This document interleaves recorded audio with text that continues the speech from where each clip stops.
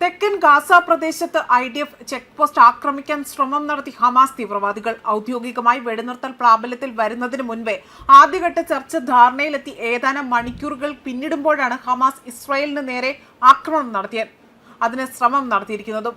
IDF അതിവിദഗ്ധമായി തന്നെ ഇവരുടെ ശ്രമത്തെ ഇല്ലാതാക്കുകയാണ് ചെയ്തതെന്ന് ഉദ്യോഗ വൃത്തങ്ങൾ നൽകുന്ന വിവരങ്ങളുടെ അടിസ്ഥാനത്തിൽ മനസ്സിലാക്കാൻ സാധിക്കുന്നു. തെക്കൻ ഖാൻ യൂനസ് പ്രദേശത്തെ ഒരു സൈനിക ക്യാമ്പിനടുത്തേക്കാണ് തോക്കുധാരികളെന്ന് സംശയിക്കുന്ന 3 പേരുടെ സംഘം അവിടേക്ക് എത്തുകയാണ് ഉണ്ടായത്. എന്നാൽ ഇവർ കൊല്ലപ്പെട്ടതായി വൃത്തങ്ങൾ സൂചിപ്പിക്കുന്നുണ്ട്. IDF പറയുന്നതനുസരിച്ച് അക്രമകാരികളാകട്ടെ കൊല്ലപ്പെടുന്നതിന് മുൻപേ തന്നെ പോസ്റ്റിലെ സൈന്യം 3 സംശയിക്കപ്പെടുന്നവർക്ക് നേരെ വെടിയുതിർക്കുകൊണ്ട് അവർക്ക് മുന്നറിയിപ്പ് നൽകുന്നതായി വ്യക്തമാക്കുന്നു. സംഭവത്തിൽ സൈനികർക്ക് ആർക്കും തന്നെ പരിക്കേറ്റിട്ടില്ല എന്നാണ് സൈന്യം അറിയിച്ചിരിക്കുന്നത്. ഇന്ന് വൈകുന്നേരം സർക്കാർ കരാർ ഔദ്യോഗികമായി തന്നെ അംഗീകരിച്ചതിന് ശേഷവും വെടിനിർത്തൽ പ്രാബല്യത്തിൽ വരുന്നതോടുകൂടി തന്നെ ഗാസയിലെ സൈന്യത്തെ പിൻവലിക്കാൻ IDF ഒരുങ്ങുകയാണ് ചെയ്തിരിക്കുന്നത്. അതിനു മുൻപെയാണ് ഇപ്പോൾ ഹമാസ് ഭീകരർ വീണ്ടും ഇസ്രായേലിന് നേരെ ആക്രമണം നടത്താൻ ശ്രമം നടത്തുന്നത്. ഇതിനിടയിൽ വീണ്ടും സൈന്യത്തിന് നേരെ പതിയിരുന്നു കൊണ്ട് ഹമാസ് ആക്രമണം നടത്താനുള്ള ശ്രമങ്ങളാണ് നടത്തിവരുന്നത്.